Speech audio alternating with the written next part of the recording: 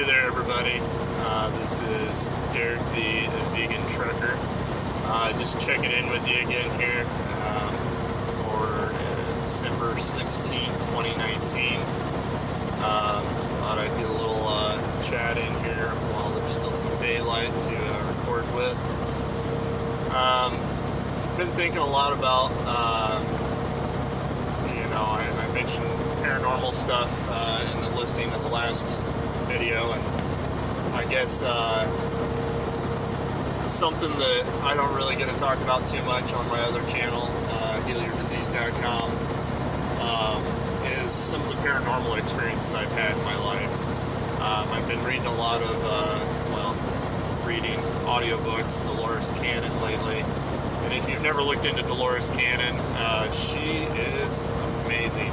I think this is like my 4th or 5th book by her. It's called The Custodians. My favorite so far is probably her last book called The 3 Waves of New Souls and the New Earth. Essentially, Delores Cannon is all about, she was a hypnotherapist for like 45 years, and basically kind of developed such a deep hypnosis that she would actually remove the consciousness altogether and would actually be able to speak with just the subconscious, or just the ego, or just the id, or whatever else wanted to come through. And occasionally other things came through, and apparently they are aliens, right? These are the spirit or the essence of these extraterrestrial beings, of all varieties, not just Greys or Palladians or whatever.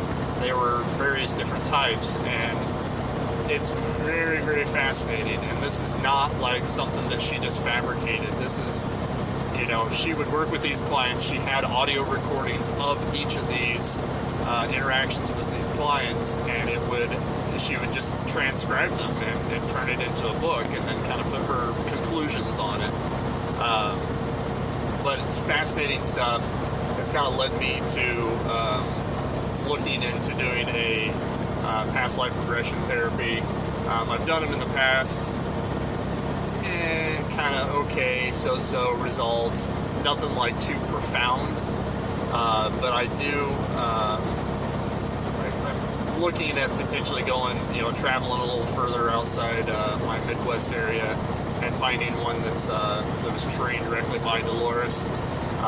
It gets kind of pricey, anywhere from $400 to I think $833 for one session.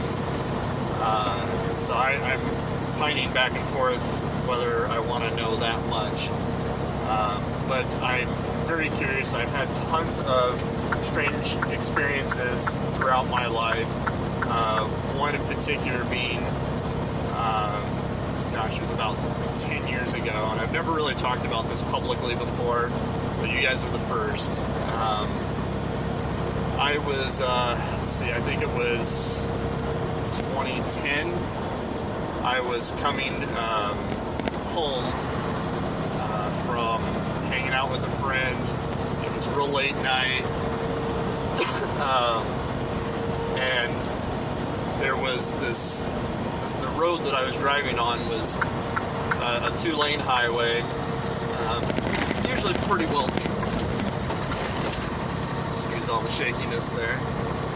It was usually a pretty well traveled road, but this was probably somewhere between 1 and 3 a.m., so maybe not as busy. Well, I could see this light up in the sky in front of me, and it seemed to be moving, but then as I kept progressing, I realized that it wasn't moving. It was just the way that I was curving through the road, and once I got to a straight area of the road, it was still, and I could see it probably 2 miles ahead of where I was, and I just kept my eyes on it. I was watching it, and it was never blinking. It was kind of a sort of a golden yellow color, and I approached and was getting pretty close to it, and I noticed that it wasn't moving, and it seemed to be probably, I don't know, I'm a bad judge of distance, but maybe 100 feet off the road or 100 feet off the ground. And it was just to the left side of the road, hovering above somebody's yard. And this wasn't like a typical like disc-shaped craft or anything like that. And I can't say with the utmost certainty that it was any kind of extraterrestrial craft, but I have no explanation for it. It was like pill-shaped, and then it had two smaller pill-shaped, I don't want to say wings because they weren't sticking out right. They were kind of like stuck up next to it, so like you know, parallel to each other. It didn't blink, it didn't flash, it didn't pulsate, it didn't move, didn't spin. There was no strings or ladders. I mean, it was a fairly bright night, so like when I drove past it, I was looking for, thinking, oh, these people have had a party out in their yard, maybe a bonfire, maybe it's some kind of balloon or something like that, or there's going to be like a scaffold or something under holding it up. Nothing, not anything, no signs of any people anywhere. And so I kind of freaked out. And at this point, I typically would carry a digital camera with me, just take pictures of random stuff that I found. I kept it in my car. And of course, the digital camera was dead at that point. And I think that was a little bit before I had a good quality, picture taking capability on my phone. And to be quite honest, I was pretty petrified, so I don't know that I would have had the balls to get out and actually take pictures of this thing or confront it. However, as I was driving past it, I passed another car, like directly underneath. Like, we didn't drive under it, but it was just off to the side of the road, kind of like, just past the ditch, basically, and up about 100 feet. And so right at that point, I passed the only other car that I passed on that 10-mile stretch of road that night, which is highly unusual. I can't think of another time that I drove that road over 15 years that I didn't pass any more than one car in that whole time, no matter what time of day it was. So, anyways, I passed it. I'm driving on, and I'm watching in my rearview mirror. And, I was driving kind of slow because I was expecting something to happen, right? If it's a spaceship or something, it's going to take off, or it's going to move, or it's going to blink, or abduct me, or something, right? Something's going to happen. You hear all these stories, nothing. I watched it in my rearview mirror until I was out of sight. I couldn't see it anymore, which was maybe another 2 miles. So for at least 4 miles duration, I was watching this thing. So a good 4, 5, 6 minutes, I was viewing this. And this was probably July, August of about 2010. So I finally get home, and I'm just like, oh, that's kind of crazy, and I go to bed and get up the next day, and I drive back that same route, going the opposite direction, and I'm looking in that yard, looking for a burnt spot, looking for, a deflated balloon or something, right? Nothing. There was no sign of anything there, and so I just went on about my day and didn't think much else about it, didn't really talk about it or anything, so I thought, who knows, maybe I was just tired and seeing things, you start kind of writing that stuff off. Well, then that night, I go home, and my kind of usual evening ritual was to set up a movie in the DVD player, or link up my computer to watch a show on the TV. It was kind of before broadcasting things or Netflix and stuff like that was as popular.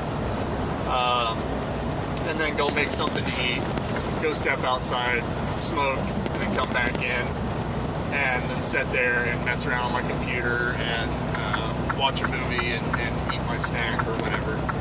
And so I'm all set up, and I'm just about to hit play on the movie, and all of a sudden I start getting this kind of like this knocking, this just kind of sound on the back of my skull from the inside knocking. And it just was this repeated kind of knocking. I'm like, what the heck is going on? I've never experienced this before, never since. I couldn't explain it, and then I started getting this message: go to the window, go to the window, go to the window. And this room had a wall that was just all windows, and then there was one window on another wall off to the left. And I knew it was that other window. I knew which window I was supposed to go to. And so I'm kind of freaked out, and so I'm thinking, okay. And in the opposite corner of the room, this tall being appeared. And it was kind of cloaked, you know, it just looked like heat rising off the road, or, you know, like the movie Predator when it was cloaked, kind of that, you know, moving heat, moving energy kind of thing. But it was tall. It was probably 6 to 7 foot tall and slender.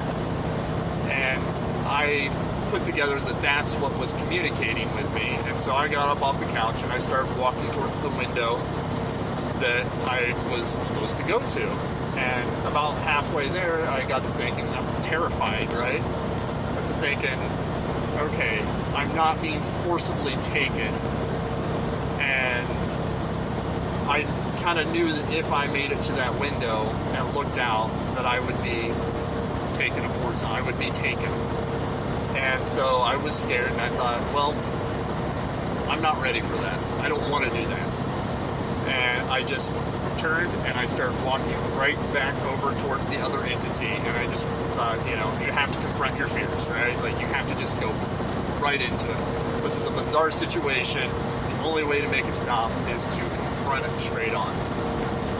So I did. I walked straight up to it, and I just kind of went like this and put my arms right through it. And the whole time as I'm approaching it, it's like, no, go to the window, go to the window. And I got up to it, I put my arms through it, and it just stopped. It went away, and nothing else ever happened. Those are my only two real experiences with extraterrestrials or anything that I consciously remember. And I just thought I had to share that with somebody. So hopefully somebody has had a similar experience, and they can comment below. I would love to find the other person that was riding that in that car that night and went under that thing, to know who that was and what the heck was going on, and if they got visited that next night too. So anyways, Vegan Trucker signing off. Talk to you guys later. Peace.